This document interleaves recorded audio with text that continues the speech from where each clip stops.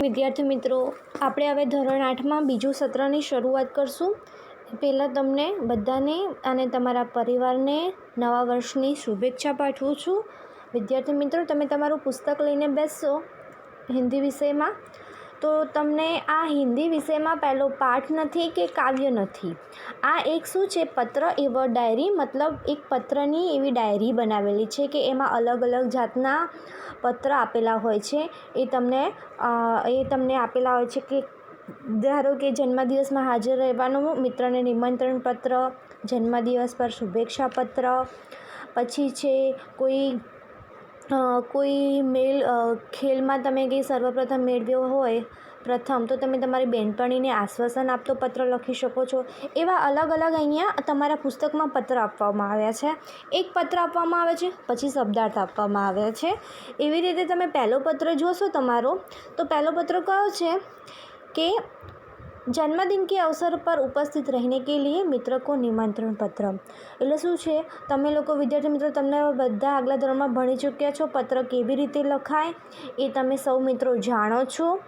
તો તમારે તમારી હિન્દીની નોટબુક બનાવવાની રહેશે અને આ જે પુસ્તકમાં આપ્યા છે હિન્દીમાં પત્રો, એ ફરજિયાત લખવાના છે.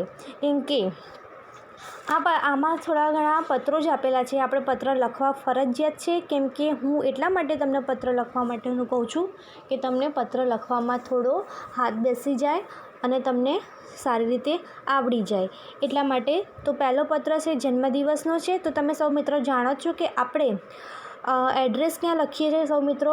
હિન્દીમાં આ બાજુ લખીએ છીએ. તો એ તમે જાણો છો. ત્યાં તમે એડ્રેસ કેવી રીતે લખવાનું તમે એ બધા જાણો છો. એડ્રેસ લખાઈ જાય પછી એમાં આપણે સપ્રેમ સ્મરણ એક લીટીમાં લખીએ છીએ, જ્યાં અહીંયા તમને આ દર્શાવવામાં આવ્યું છે એવું. પછી એના નીચેની લીટીમાં એની સાથે જ નીચે ફકરો પાડીને તો શરૂઆત કરી. એમાં શું આપ્યું છે કે तुम्हें यह जानकर खुशी होगी कि अगले रविवार को मेरा जन्मदिन है. इस बार तो छुट्टी के दिन ही मेरा जन्मदिन है, इसीलिए मैं अपने सभी मित्रों को बुलाना चाहता हूँ और इन सबको आज निमंत्रण भेज रहा हूँ. तुम जानते ही हो कि सालगिरह का दिन कितने आनंद का दिन होता है. उस दिन हमारे कई रिश्तेदार भी यहाँ आएंगे. बिपिन, साजिद, प्रशांत, सानिया आदि सब अवश्य आएंगे. मैं चाहता हूँ कि तुम भी मेरे उस दिन यहाँ ज़रूर आओ. यदि तुम यहीं आओगे तो हम सबको बुरा लगेगा. हम तो उस दिन सारा समय आनंद में बिताना चाहते हैं. दिन भर भोजन, जलसा, खेल आदि होगा और रात को सिनेमा देखने भी जाएंगे. मुझे आशा है कि इस अवसर पर तुम भी ज़रूर आओगे और मेरे उत्साह और आनंद को बढ़ाओगे.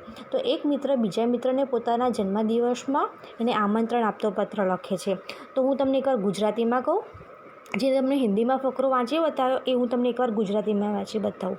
તો હું શરૂઆત કરું છું કે તને એ જાણીને ખૂબ ખુશી થશે કે આવતા રવિવારે મારો જન્મદિવસ છે. આ વખતે તો રજાના દિવસે જ મારો વર્ષગાંઠ આવે છે. એટલા માટે હું મારા બધા મિત્રોને બોલાવવા માગું છું અને એ બધાને આજે આમંત્રણ મોકલી રહ્યો છું. તું જાણે જ છે કે વર્ષગાંઠનો દિવસ કેવો આનંદનો હોય છે. તે દિવસે મારા કેટલાય સગા પણ આવવાના છે. બિપિન, સાજીદ, પ્રશાંત, સાનિયા વગેરે સૌ જરૂરથી આવશે. હું ઈચ્છું છું કે તું પણ એ દિવસે અહીં જરૂર આવ.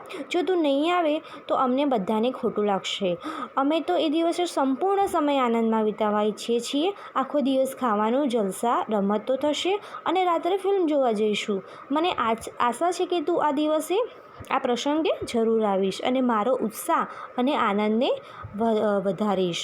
પછી આપણે સૌ મિત્રો આપણે જાણીએ છીએ ને કે નીચે અહીંયા આપણે આ લખીએ છીએ एक बीजी लिटी में फकरो पाड़ी ने कि एमा शू लख्यु है, तुम्हारे माता पिता को सादर चरण स्पर्श, छोटे भाई कमल और बहन संगीता को प्यार, तुम्हारे आगमन की प्रतीक्षा करूँगा, तुम्हारा मित्र साहिल शाह. तो एनु जोईए कि तारा माता पिता ने सादर चरण स्पर्श એટલે मतलब पगे लागवानुं कहे छे शब्दों द्वारा. नाना भाई कमल अने बहन संगीताने प्रेम, तारा आववानी हूँ राह जोईश, तारो मित्र साहिल शाह. तो आ जन्मदिवसने लगतो पत्र हतो. तो तमारे आ नोटबुक में लखवानो रहेशे. एने नीचे जो थोड़ा घणा शब्दार्थ आपेला छे. रिश्तेदार यानी सगे संबंधी, उपस्थित यानी हाजिर, आगमन यानी आना. तो हवे आपणे आ पहेलो पत्र जोयो. એના પછી આ બીજો પત્ર જોઈએ. બીજો પત્ર કયો છે? બધાઈ પત્ર. એટલે કોઈને શુભેચ્છા પત્ર આપતો. એટલે આપણે બધાઈ પત્રનો શું થાય અર્થ? શુભેચ્છા પત્ર. એટલે કોઈને આપણે શુભેચ્છા પાઠવીએ એનો પત્ર છે. તો શેનો છે એ પણ? અહીંયા શેનો આપવાનો આવે છે? જન્મદિનનો જ છે. સાલગીરા જન્મદિન પર બધાઈ પત્ર. અહીંયા તમે સૌ મિત્રો જાણો જ છો. આપણે અહીંયા એડ્રેસ, પછી ફકરો પાડવાનો, નીચે લખવાનું સપ્રેમ સ્મરણ, પછી कल ही तुम्हारा पत्र मिला तो हम सब बहुत खुश हुए. हमें तुम्हारी सालगिरह का निमंत्रण भी मिला और यह जानकर विशेष प्रसन्नता हुई कि कल ही तुम्हारी सालगिरह है. इधर माँ कुछ दिनों से बीमार रहती है और पिताजी को तो सुबह 10 बजे ही दफ्तर जाना पड़ता है. दर्शना को भी सुबह स्कूल जाना पड़ता है और वह तो है भी छोटी. इसी कारण घर का बोझ मुझ पर है.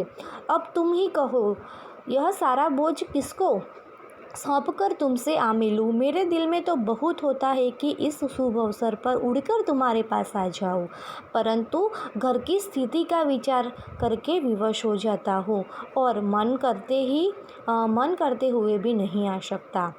तुम तो अब 1 साल बड़े हो गए हो. इस अवसर पर मैं तुम्हें बधाई पत्र क्यों न दूँ. मैं तो चाहता हूँ कि बार बार तुम्हारी सालगिरह आया करे और हमें खुशियों मनाने का मौका मिले. इस मंगल अवसर पर उपस्थित न रह सकते हुए भी मेरे दिल में तुम्हारे लिए शुभकामना है. मैं चाहता हूँ कि ईश्वर तुम्हें चिरंजीवी रखे और तुम्हारा नया वर्ष शुभदायी हो. तुम्हारा मित्र સ્નેહલ. જે મિત્રને એને જન્મદિવસનું આમંત્રણ આપ્યું હતું પણ એ આવી શકતો નથી એનું કારણ દર્શાવતો અને શુભેચ્છા આપતો એ સામે બીજો પત્ર લખે છે. તો હું તમને હવે એનું અનુવાદ સમજાવું કે કાલે જ તારો પત્ર મળ્યો હતો. એડ્રેસ પછીથી શરૂઆત કરું છું કે પ્રિય મિત્ર સાહિલ, સપ્રેમ સ્મરણ, કાલે જ તારો પત્ર મળ્યો તેથી અમે સૌ બહુ રાજી થયા. તારા જન્મદિવસનું અમને તારું આમંત્રણ પણ મળ્યું અને એ જાણીને વિશેષ આનંદ થયો કે કાલે જ તારી વર્ષગાંઠ છે. અહીં કેટલાય દિવસોથી એની માતા બીમાર છે, એટલે કે મા બીમાર છે અને પપ્પા તો સવારે 10 વાગે જ એમને ઓફિસે જવું પડે છે. દર્શનાને પણ સવારે નિશાળે જવાનું હોય છે અને નાની પણ છે, એટલે ઘરની બધી જ જવાબદારી મારા પર જ છે. હવે તું જ કહે કે આ બધી જ જવાબદારી કોને સોંપી ને તારી પાસે આવીને મળું. મારા દિલમાં તો ઘણું થાય છે કે આ સુપ્રસંગે ઉડીને તારા પાસે આવી જવું, પણ ઘરની સ્થિતિ વિચારીને વિવશ થઈ જાઉં છું અને મન હોવા છતાંય આવી શકતો નથી. તું તો હવે 1 વર્ષ મોટો થઈ ગયો. આ પ્રસંગે હું તને શુભેચ્છા કેમ ન પાઠવું. હું તો ઈચ્છું છું કે વારંવાર તારી વર્ષગાંઠ આવે અને આપણે આવા આનંદની ઉજવણીઓનો અવસર મળે. આ શુભ પ્રસંગે હાજર ન રહેવા છતાં મારા દિલમાં તારા માટે શુભેચ્છા છે. હું ચાહું છું કે ભગવાન તને દીર્ઘાયુષ બનાવે અને તારું નવું વર્ષ શુભદાયુ બને. તારો મિત્ર સ્નેહલ. એ સામે પત્ર લખે છે અને એના નીચે થોડા શબ્દાર્થ આપેલા છે. શબ્દાર્થ જોઈએ આપણે.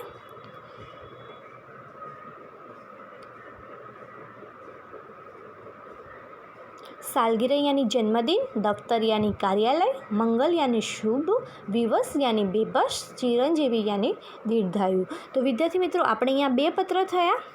આપણે અહીંયા કુલ કેટલા પત્ર આપવામાં આવ્યા છે હું તમને જોઈને કહું તો આપણે અહીંયા કુલ 7 પત્ર આપવામાં આવ્યા છે. કુલ કેટલા પત્ર આપવામાં આવ્યા છે?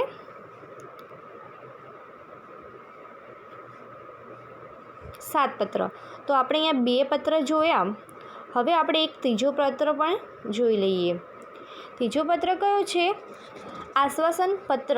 खेल महाकुंभ में अच्छा प्रदर्शन नहीं करने पर सखी यानी मित्र बेनपणी सखी को आश्वासन આપતો પત્ર લખવાનો છે. એક ખેલ મહાકુંભ હતો, એમાં એ સારું રમી નથી શકી એટલે એને આશ્વાસન આપવાનું છે. એટલે આશ્વાસન આપતો આપણે એને આમાં પત્ર લખવાનો છે. તો એમાં એડ્રેસ તમે સૌ મિત્રો જાણો છો કેવી રીતે લખવાનું છે તમારું એડ્રેસ. એના પછી आज तुम्हारे पिताजी से फ़ोन द्वारा पता चला कि तुम खेल महाकुंभ में चक्र फेंक ચક્રફેંક જાણો છો ને, ચક્રફેંક કેવી રીતે રમવાની હોય. હવે તમે 8મામાં આવી ગયા છો અને તમે રમી પણ ચૂક્યા હશો. चक्रफेंक प्रतियोगिता में असफल रही हो, इस समाचार से मुझे बहुत दुख हुआ है कि तुम्हारा इस प्रतियोगिता में प्रदर्शन अच्छा नहीं रहा. हमने तुमसे बहुत आशा लगा रखी थी कि तुम जिले में प्रथम आओगी. प्रिय सखी, खेल में हमेशा जीतना ही महत्वपूर्ण नहीं होता. अब जो कुछ होने वाला था हो गया, इसीलिए उसका शोक न करना चाहिए और इस असफलता से निराश भी न होना चाहिए. असफलता भी सफलता का सोपान है.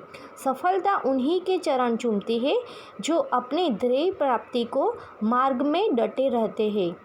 अब निराशा या हतोत्साह होने से कोई फ़ायदा नहीं. मैं चाहती हूँ कि अब तुम दुगने उत्साह से अभ्यास करो तो अगले साल तुम्हें अवश्य सफलता मिलेगी और तुम अपने ज़िले में ही नहीं गुजरात में भी प्रथम आओगी. मुझे आशा है कि तुम मेरी बात मानोगी और अपने अभ्यास में मनोयोग से मन लगाओगी. तो हवे આપણે એનો અનુવાદ જોઈએ. એમાં જોઈએ સપ્રેમ સ્મૃતિ. પ્રિય સખી જાગૃતિ, સપ્રેમ સ્મૃતિ. આજે તારા પપ્પાના ફોનથી ખબર પડી કે તું ખેલ મહાકુંભમાં જે ચક્રફેમની હરીફાઈમાં તું નિષ્ફળ થઈ છે. આ સમાચારથી મને ખૂબ જ દુઃખ થયું કે આ હરીફાઈમાં તારું પ્રદર્શન સારું ન રહ્યું. અમને બધાને તારી પાસેથી ખૂબ મોટી અપેક્ષા હતી કે તું જિલ્લામાં પ્રથમ આવીશ. પ્રિય સખી, રમતમાં સદા જીતવું જ એ મહત્ત્વનું નથી હોતું. હવે જે થવાનું હતું તે થઈ ગયું. આથી તેનો શોક ન કરવો જોઈએ અને નિષ્ફળતાથી નિરાશ પણ ન થવું જોઈએ. નિષ્ફળતા પણ સફળતાનું સોપાન છે. નિષ્ફળતા પણ સફળતાનું સોપાન છે.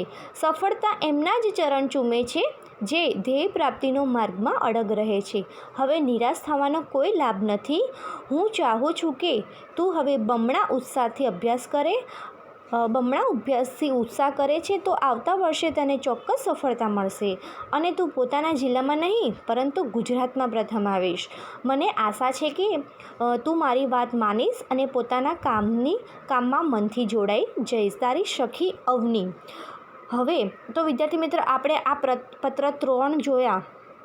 આમાં શબ્દાર્થ નથી. આ 3 પત્ર જોયા એ તમારે તમારી નોટબુકમાં લખવાનું હશે. દરેકે પુસ્તક ન વસાવ્યું હોય તો વસાવજો અને એવું હશે તો જેને ના વસાવ્યું હોય એના માટે હું અત્યારે હમણાં પૂરતું આ 3 પત્રનો PDF મોકલીશ.